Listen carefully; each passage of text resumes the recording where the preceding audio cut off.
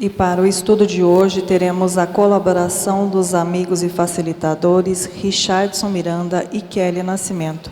Passo a palavra aos facilitadores. Boa noite a todos aqui presentes. Boa noite também aos internautas que nos assistem. Vamos iniciar então mais um Perguntas e Respostas. E já temos aqui algumas perguntas que nos foram deixadas da semana anterior, e nós vamos iniciar por elas. A primeira pergunta que nos traz é a seguinte: nos casos de fertilização de um óvulo pelo espermatozoide em laboratório e a não utilização para gerar uma gravidez, isso pode ser considerado um aborto? Essas questões relacionadas à fertilização in vitro, que acontece em laboratório, para os casais que têm dificuldades de engravidar, ela sempre é trazida porque sempre a partir delas ficam essas dúvidas, porque geralmente se fecunda em laboratório mais de um óvulo. E nas tentativas que são realizadas da implantação deste óvulo fecundado, para ver se ali vai ocorrer uma gravidez, geralmente eles utilizam mais de um óvulo fecundado.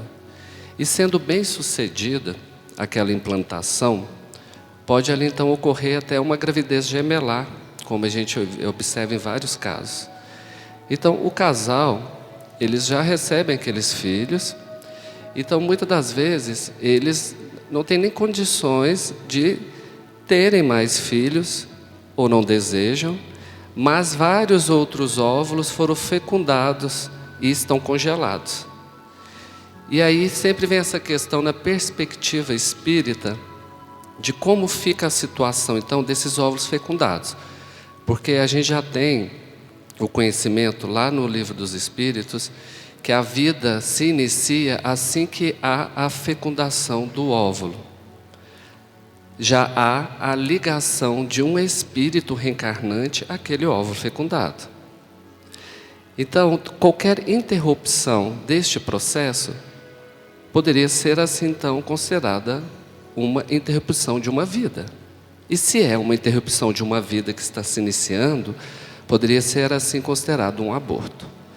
Mas nessa situação específica da fertilização in vitro, o que a espiritualidade nos traz é que, muito antes de ocorrer esse processo de fertilização, nós sabemos, isso também está lá no Livro dos Espíritos, que todos os espíritos que irão reencarnar, eles, primeiramente, traçam um plano reencarnatório lá no plano espiritual.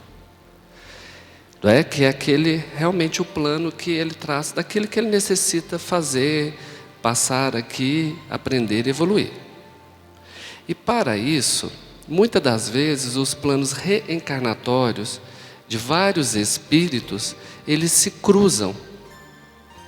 O meu plano reencarnatório, por exemplo, lá no plano espiritual, de acordo com a minha necessidade evolutiva, poderia chegar um momento que eu iria observar que ele cruzou com o plano da Kelly. E aí nós dois observarmos isso e entendermos que eu tenho algo que ela precisa para evoluir, para reparar, e ela também tem algo que pode me oferecer. E nós, lá no plano espiritual, decidimos então que nós poderíamos vir aqui, nos encontrar neste plano terreno, ao nos matricularmos nessa escola, através de uma reencarnação no mesmo seio familiar. Ela poderia então me receber aqui como minha mãe. Então, olha, isso já foi traçado no plano espiritual. Quando a Kelly aqui chega, ela, ao encontrar o seu companheiro terreno, que também pode ser outro espírito que o meu plano reencarnatório cruzou com o dele, e aí nós formamos uma tríade, um necessitando do outro, eles então decidem pela gravidez. E quando eles tomam essa decisão aqui, por que a gente tem que chamar a atenção? Porque mesmo nós temos planejado lá no nosso plano reencarnatório, é um plano. Não significa que aqui, ao chegarmos, nós temos a obrigação de fazer, porque nós temos o livre-arbítrio. Nós aqui, ao chegarmos, podemos mudar de opinião ou desviarmos daquilo que nós traçamos para nós mesmos, porque foi só um plano. Mas não, nesse ponto, eles não desviaram do propósito. Assim, quando eles vão realmente consumar este propósito, me propiciar um invólucro carnal novo, porque os pais não geram um novo espírito, eles geram um novo corpo físico, porque o espírito já existe. E aí, então, eu vou começar o processo de reencarnação. Mas mesmo assim, tudo estando traçado e definido, eles ainda encontram comigo em desdobramento no plano espiritual para nós, mais uma vez, confirmarmos a nossa decisão. E eu venho, e eu reencarno.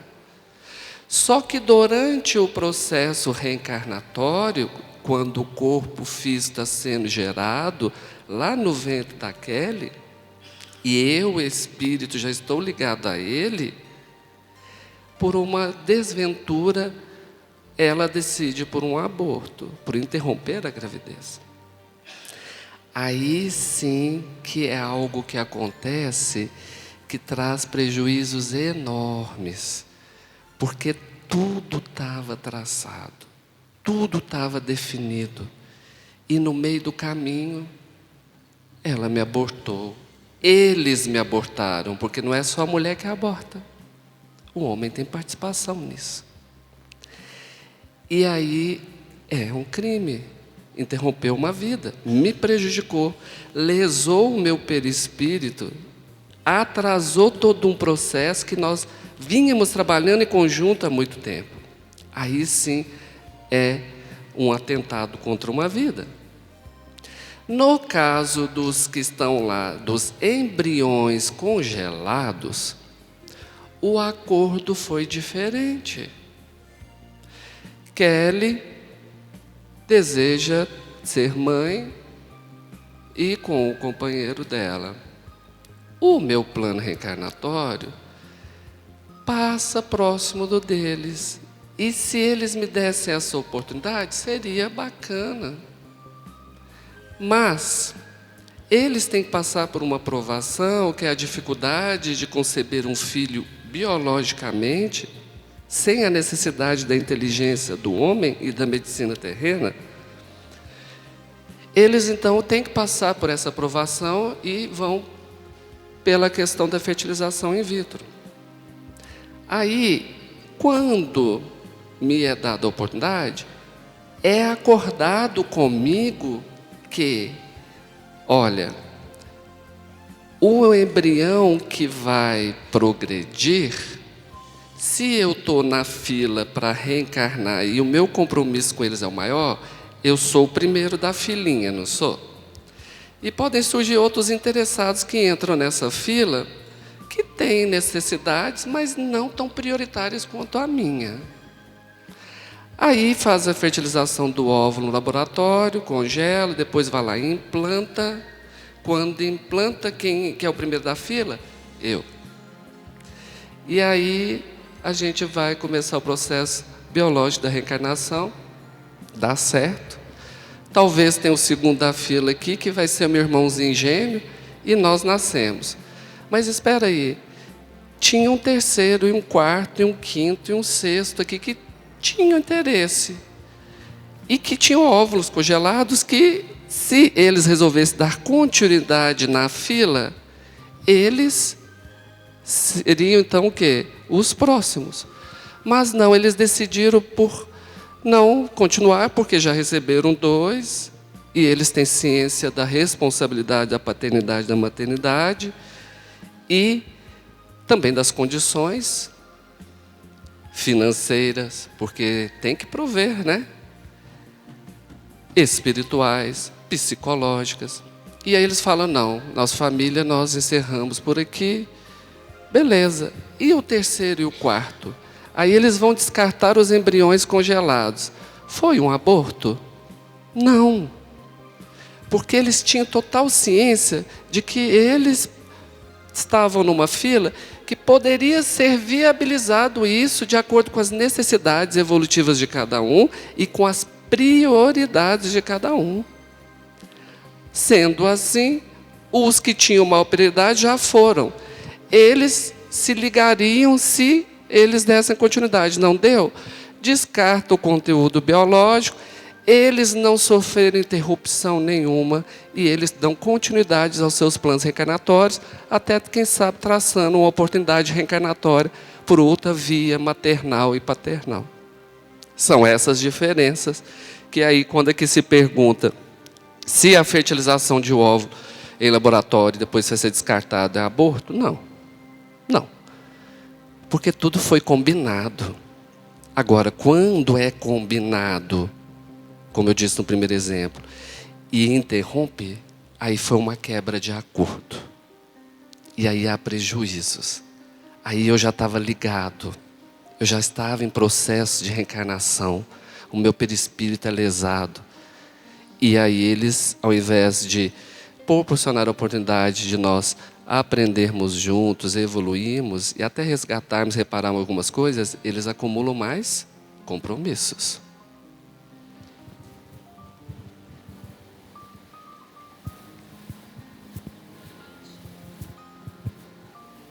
Uma boa noite a todos.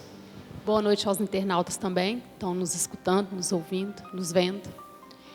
E é com muito prazer que a gente está aqui mais uma vez, para mais um estudo, né? Para tentar esclarecer um pouco as nossas dúvidas, né? E tem uma pergunta aqui interessante.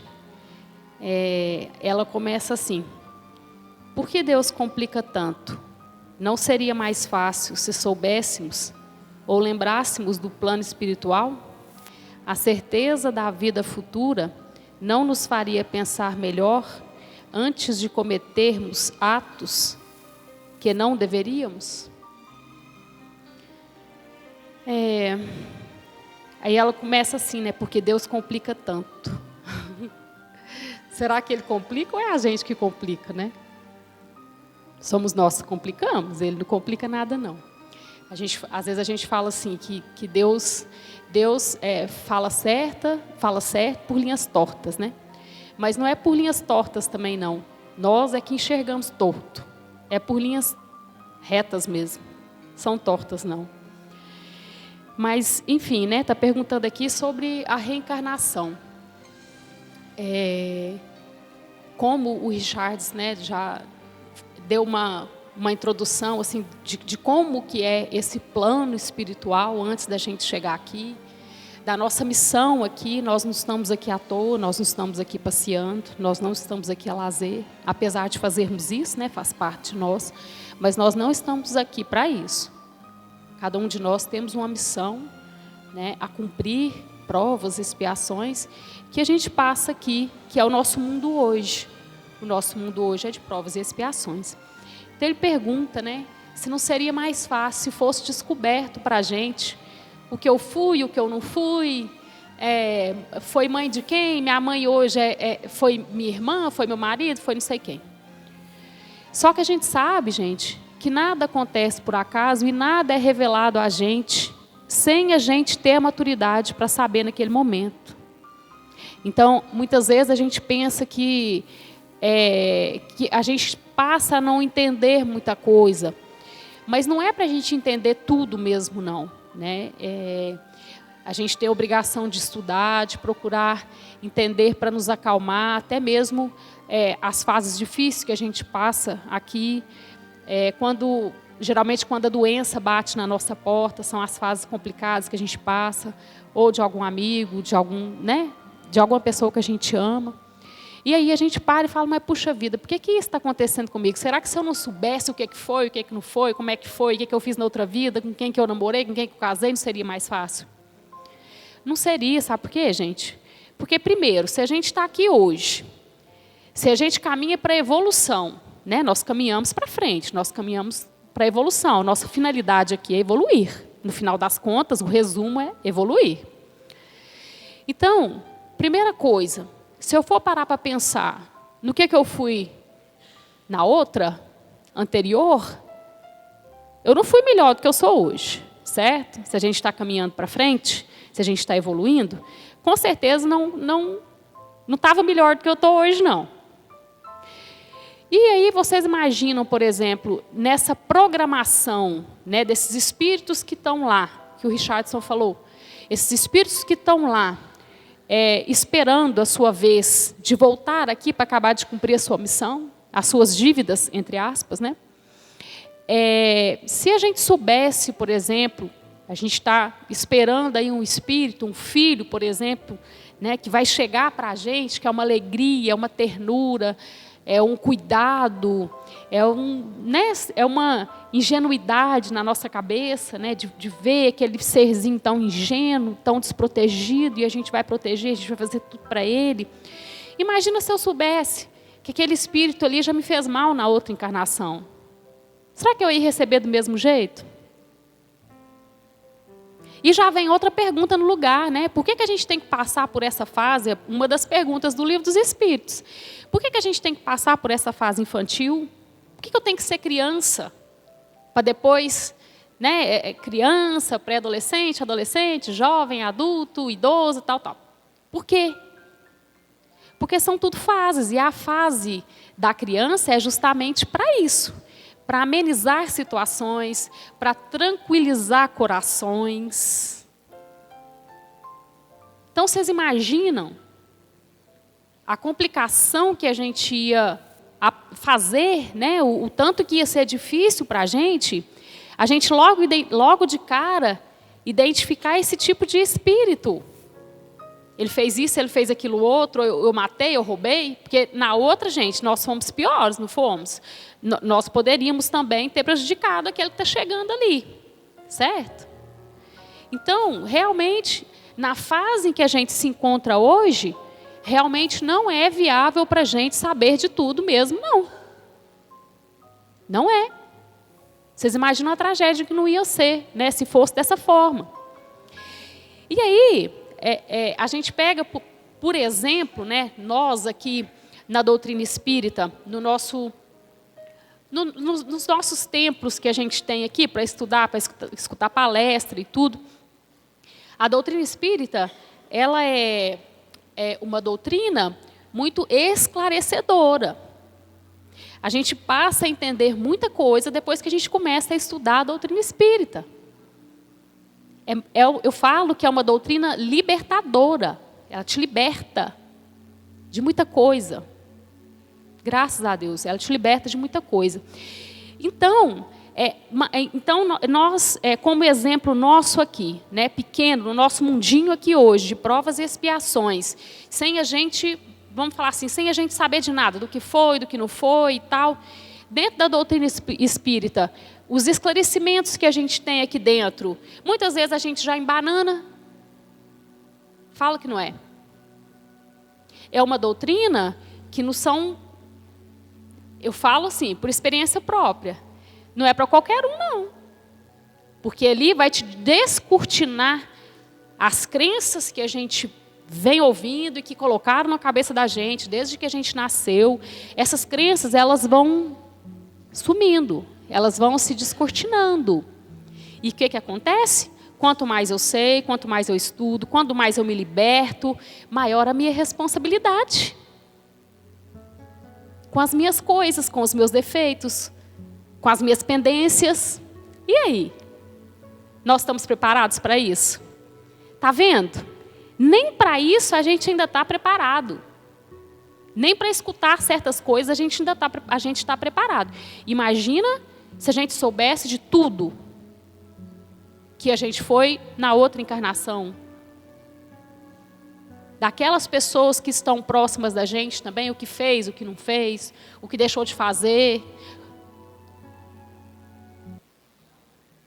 Então, gente, o melhor, né, é a gente tentar. O que a gente conseguir entender, tudo bem, a gente já tem uma maturidade para isso, mas aquilo que realmente a gente ainda não entende, né, o Pai, ele sabe exatamente o que a gente precisa. E a gente tem que manter essa tranquilidade, essa calma, e pensar, né, que nada acontece por acaso, não. Porque do lado de lá é tudo muito bem organizado, é muito bem planejado. A nossa família, muitas vezes a gente não pensa assim, nossa, mas que família, né, que eu fui arrumar, né? Criança fala muito isso com a gente, né? Criança, adolescente. Não pedir para vir? Será que não? Às vezes está do lado de lá implorando para chegar aqui. Chegou e esqueceu. Eles não falam assim com a gente, eu não pedi para vir? Então, nós, que muitas vezes, assim, a nossa administração aqui, que é meio bagunçada. Nós, humanos, é que levamos um negócio assim, meio no oba-oba. Do lado de lá não tem isso não, gente. Nada acontece por acaso, a gente não cai aqui de paraquedas, não.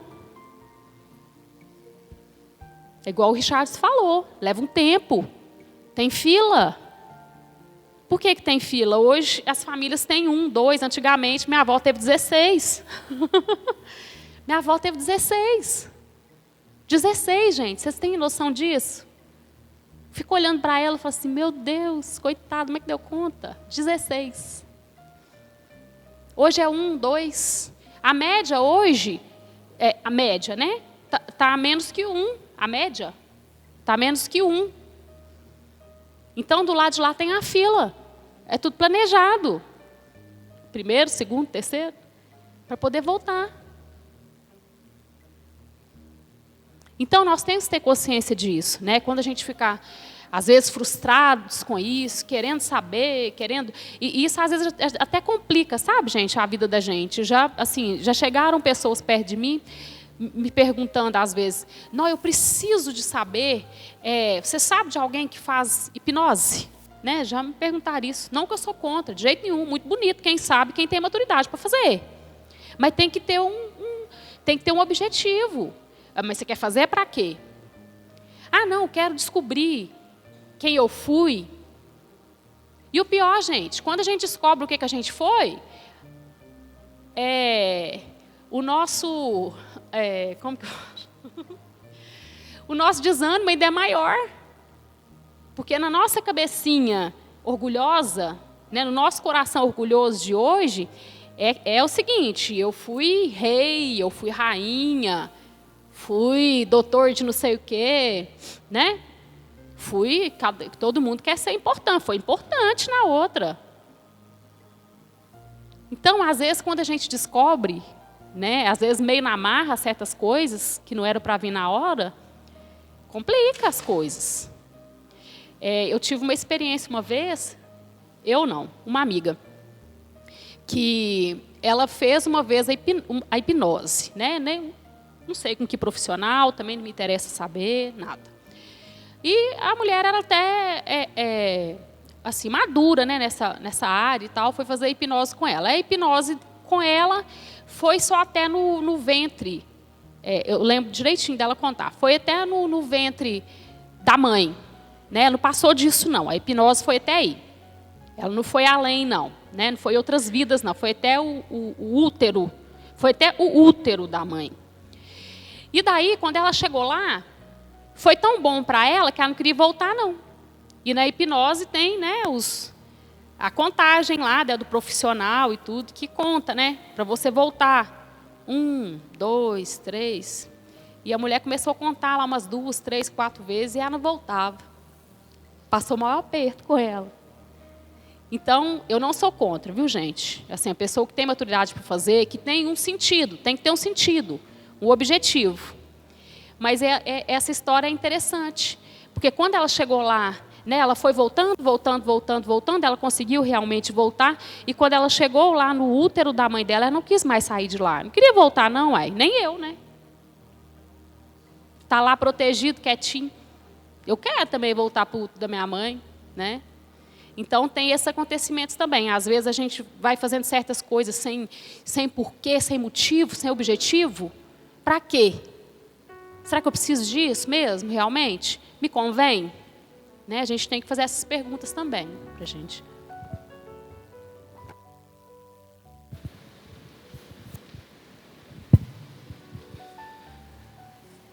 Chegou uma pergunta aqui. Disse Jesus: amai os nossos inimigos, os inimigos são doentes da alma. Bem-aventurados os pacificadores, os que têm puro coração, os humildes. O amor divino não seria provas para o equilíbrio no bem e para a nossa consciência tranquila? Eu acho que ela encaixa na outra pergunta aqui, que está assim também. Porque há tanto mal, pessoas más, o que devemos fazer para lidar com essas pessoas? A primeira questão é que a gente tem que lembrar que a maldade, na verdade, ela é reflexo ainda de um atraso espiritual. Porque todo indivíduo, mesmo se para nós representa algo mal, aquele que o fez, ele fez na intenção de que é algo bom, nem que seja para ele. Concorda? Então, se a maldade, na verdade, a maldade ela é resultado do atraso espiritual. Porque os indivíduos fazem aquilo que é resultado do seu estado de consciência, do seu estado de evolução espiritual, do seu nível de conhecimento. E se assim a gente for pegar, lá no Evangelho segundo o Espiritismo tem o capítulo que fala dos mundos espirituais e vai trazer para nós que tem os mundos primitivos, temos o mundo de provas e expiações, que é o caso, né, da Terra, tem também os mundos de regeneração, felizes e angelicais. Neste universo que nós estamos, existem esses 5 planos de evolução, essas 5 escolas, né, vamos assim dizer.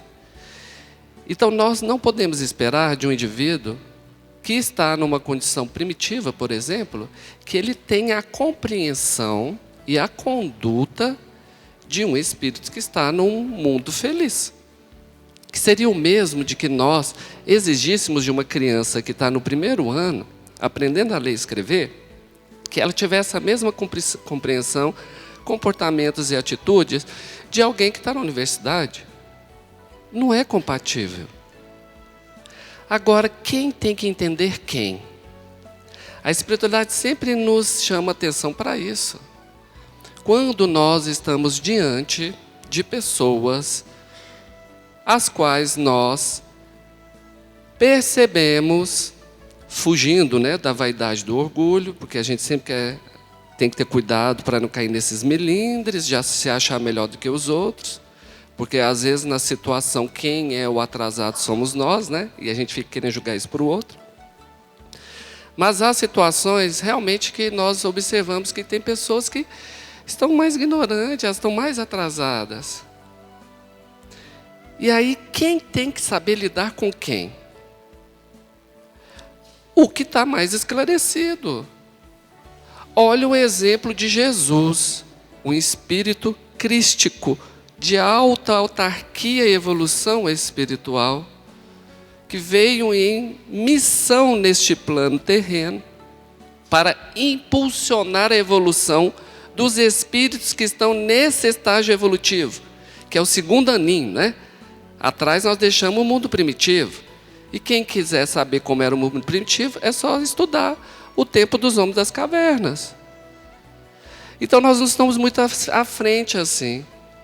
E veja como Jesus nos deu exemplo.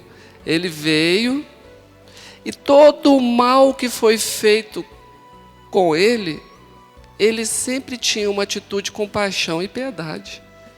Porque ele tem a total consciência de que é reflexo da evolução daqueles seres que somos nós.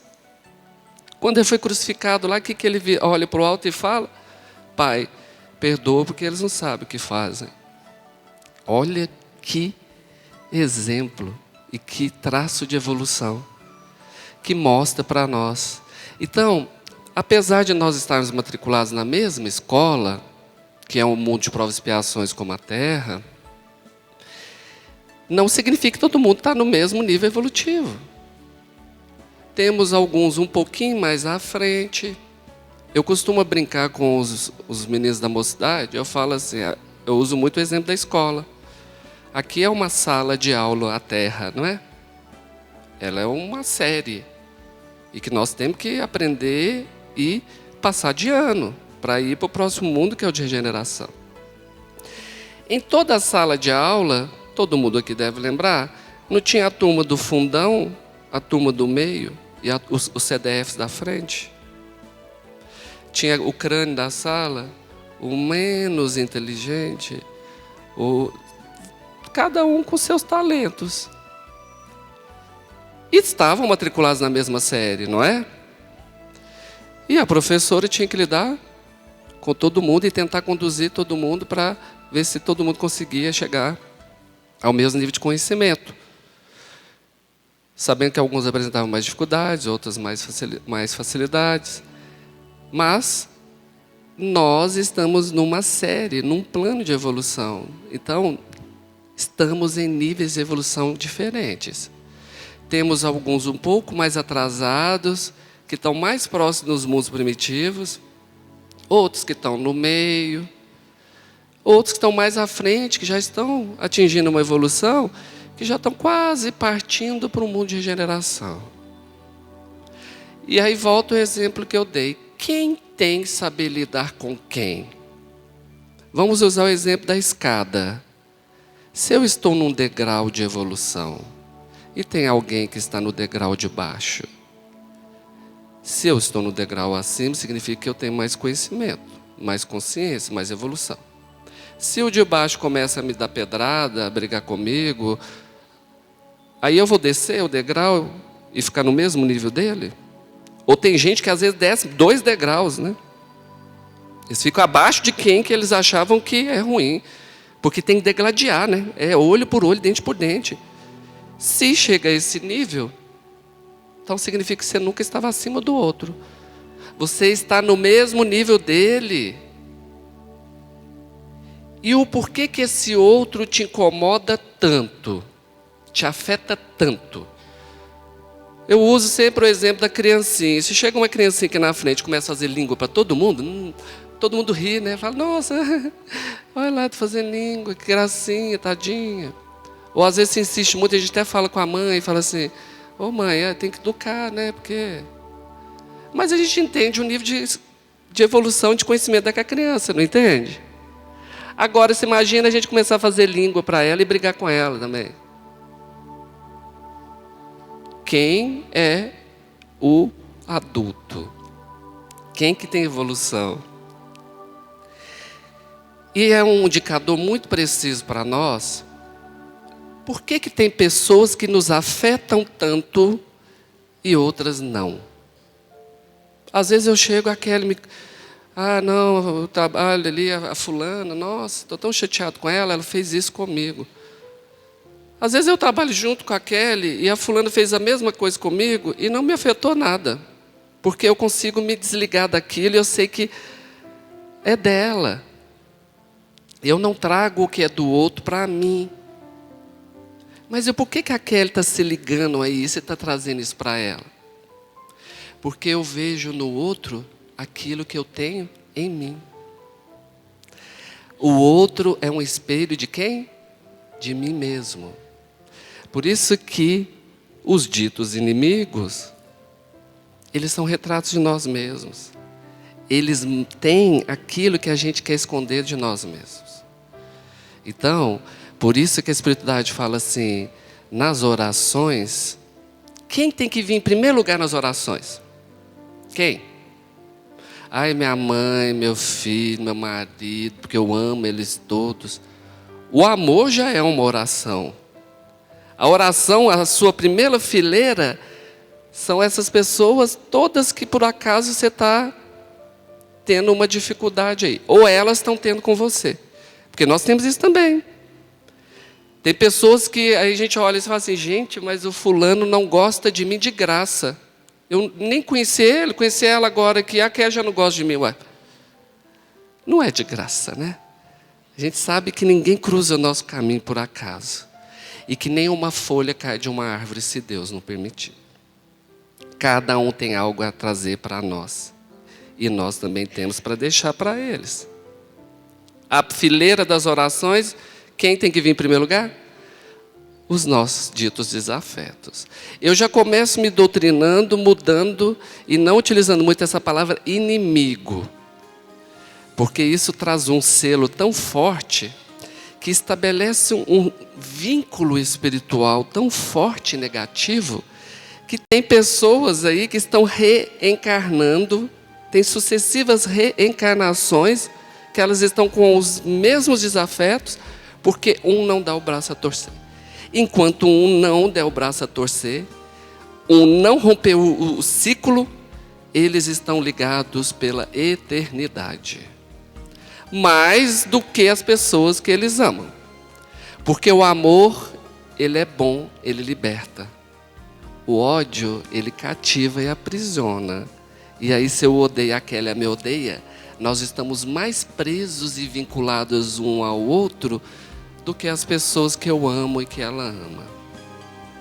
Então a primeira da lista tem que ser os nossos desafetos. E nós temos que começar a tentar romper o vínculo. Porque aí se eu rompo esse ciclo vicioso, eu me desvinculo. E o que a gente fazer? É sempre orar, vigiar, não nos expor também, que também não tem que ficar lá servindo de saco de pancada. Você sabe que o outro é pouco evoluído, o outro é ignorante, o outro tem essas atitudes.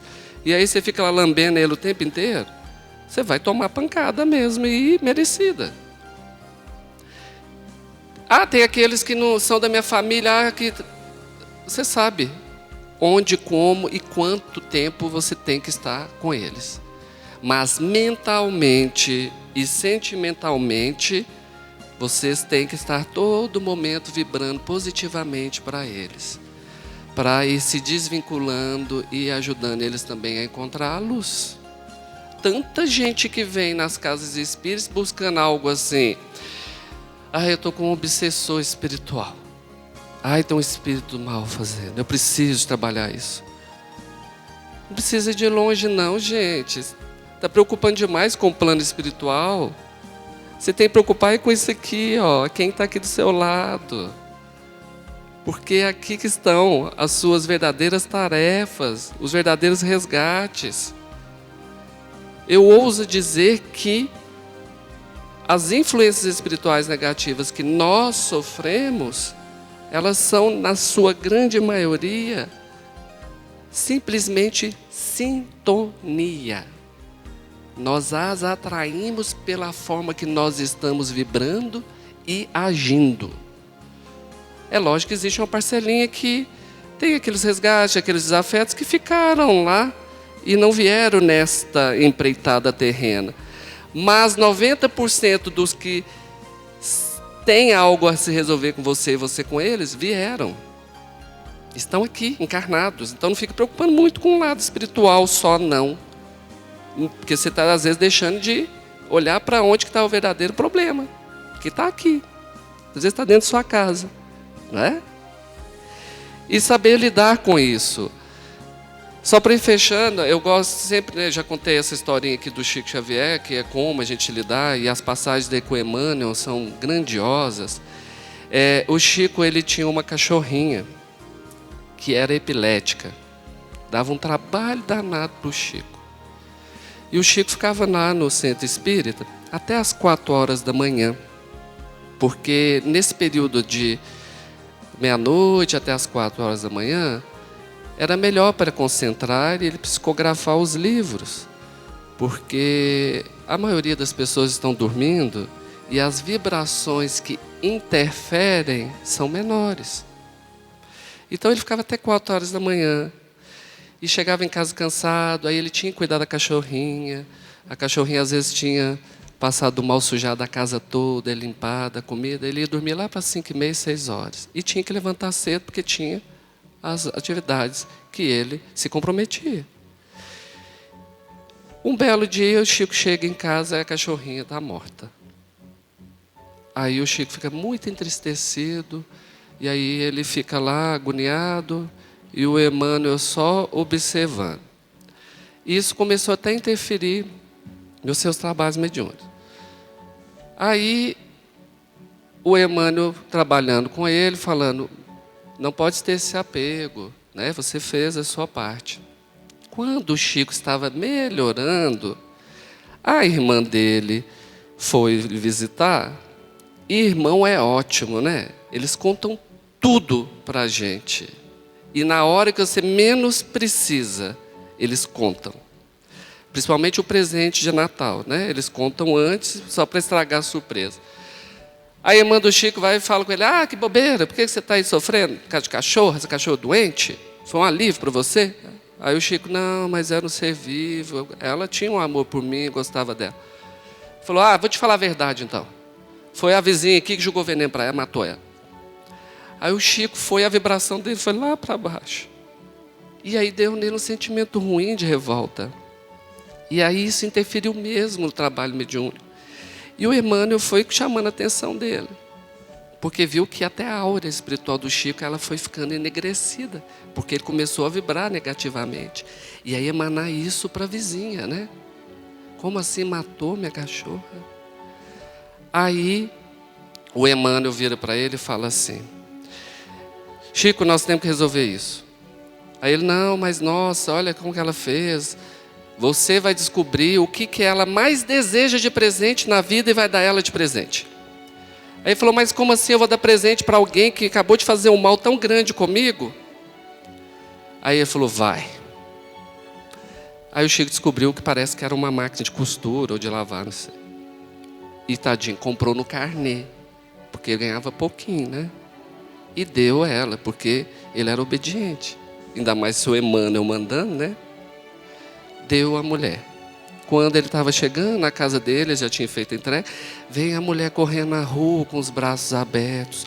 E ele viu só uma luz grande, parecendo um raio vindo em direção a ele, que o afetou, e quando ela o abraçou, ele se sentiu instantaneamente despido de tudo. E ele foi preenchido por um bem-estar, um amor enorme, como ele sempre mantinha. E aí ela agradeceu, como você fez isso para mim, nossa, que bom. Depois se despediram, aí o Emmanuel se apresentou. Aí o Chico falou, mas o que aconteceu?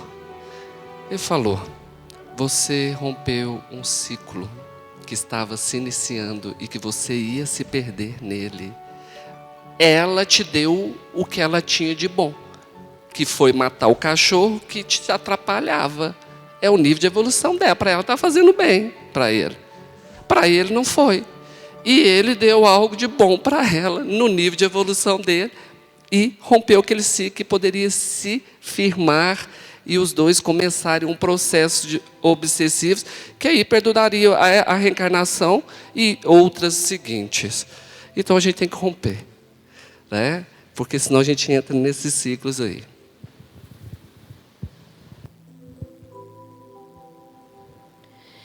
Quando uma mãe faz tudo pelos seus filhos e depois é abandonada por todos, inclusive pela família toda, como se explica isso? Na verdade, né, gente, a gente também não sabe de tudo, né, desse plano espiritual nosso. Mas se a gente for analisar a nossa vida aqui, né, a gente vê assim que o amor que a gente tem pelas pessoas, o mais próximo assim do amor sublime que a gente consegue sentir é o amor da mãe com o filho, do pai, o pai também, né? Mas o amor da mãe consegue ser maior, né? Então, para nós aqui é o amor sublime, é o maior que a gente pode sentir. Só que eu vejo, né, que nós, como mães, a gente cria muitas expectativas. Não querendo defender, né, pelo abandono aqui, que essa pessoa colocou aqui, mas muitas vezes esse abandono é nós mesmos que criamos ele na nossa cabeça, né? Então, a gente tem que procurar fazer aquilo que a gente acha que é certo e tentar viver esse amor incondicional. Eu vou fazer o que eles precisam, né? Nós temos uma grande missão quando chega esses espíritos para a gente, como papel de tutores, nós estamos pais, que nós não somos, né? Se reverte, a história se muda, inverte. Então, enquanto a gente está pai, existe uma hierarquia que a gente tem que manter, sim, porque a gente tem os nossos planos aqui e a mãe e pai tem que estar acima, sim, não pode ser amiguinho. Mas eu vejo muito acontecer isso, sabe? Esse amor a gente ainda não consegue que ele seja incondicional. Então, muitas vezes, nós mães, não por maldade, a gente acaba atrapalhando, querendo que esses filhos fiquem só perto de nós. Nós não tentamos desenvolver o desapego, que não é o contrário do desamor, sabe? Que a gente fala assim, você tem que desapegar. Ah, mas eu amo, como que eu vou desapegar se eu amo? São filhos. Eu posso, sim, amar e começar a praticar mesmo, a entender um pouco mais o que seja esse desapego. Porque senão nós vamos sofrer muito mesmo. Né? O Richards falou que, né, um pouco de como que Jesus viveu aqui. Ele é um exemplo para nós de amor sublime, amor incondicional. E ele era desapegado, vocês sabem disso? Ele era totalmente desapegado. Por quê? Quem seguiu foi porque quis. Ele não ficou se lamentando como a gente se lamenta, não. Ó, tá vendo fulano, ah lá, já falei mais de 1000 vezes, não quer fazer isso, não quer me seguir, não quer me entender, não quer fazer o que eu estou mandando, o que eu estou falando, que eu sei que é certo. Ele não fez nada disso, não. Ele veio, ele passou a sua missão, ele tentou, né, e conseguiu fazer o que ele tinha que fazer, já sabia praticamente tudo que ele ia passar aqui pela nossa evolução da época, mas ele não ficou lamentando quem não seguiu, quem seguiu, ai, nossa, olha lá fulano, olha lá ciclano, quem foi curado, quem não foi porque tinha capacidade de ser na época. Então, tem até alguns livros que falam que ele foi o maior pedagogo, foi o maior psicólogo, o maior psicanalista que teve aqui na Terra. E ele era desapegado, totalmente desapegado de tudo. Tanto de coisas materiais, né? Até pelo jeito que ele nasceu, já era para ser assim, totalmente desapegado com as coisas materiais e desapegado com as pessoas também.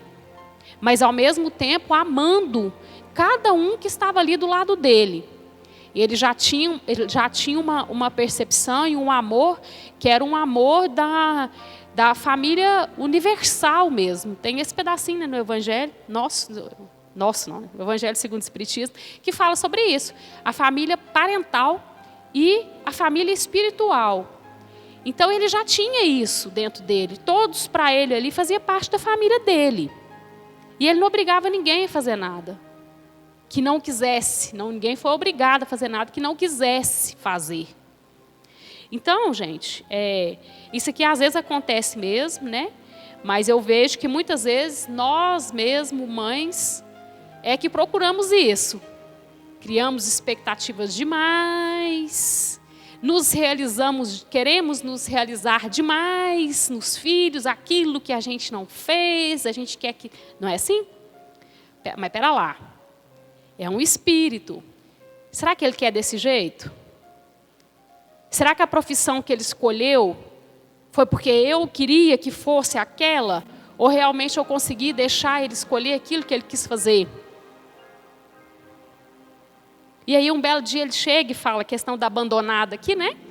Um belo dia ele chega e fala, olha, já resolvi e vou morar lá no Japão, porque lá tem um curso tal e eu quero me formar lá, eu quero tal, já está tudo arrumado. E aí? O que nós, né, como mães, como pais, faríamos numa hora dessa? Vai morar lá no Japão. Difícil? Mas eu amo, não amo? Ô meu filho, a sua felicidade é essa, já está decidida? É isso que você quer? Você está certo disso? É isso mesmo que você quer? O seu futuro é esse? É, o meu futuro é esse, mãe. É isso que eu quero. Então vai com Deus. E a hora que você voltar, vou estar aqui. É isso, gente. É isso. O desapego é esse. O amor é o mesmo. O amor é o mesmo. Ele não acaba, não. Mas com o desapego, eu não prejudico o outro. Eu não faço com que ele deixe de realizar os seus sonhos, porque minha mãe vai sofrer, meu pai vai sofrer, ai, não tem coragem. A gente acaba com a vida daquele espírito ali, aprisiona, fica igual um passarinho na gaiola. Ai, não posso fazer isso não, minha mãe e meu pai, nossa, não vai aguentar. Então nós temos que começar a praticar isso, né?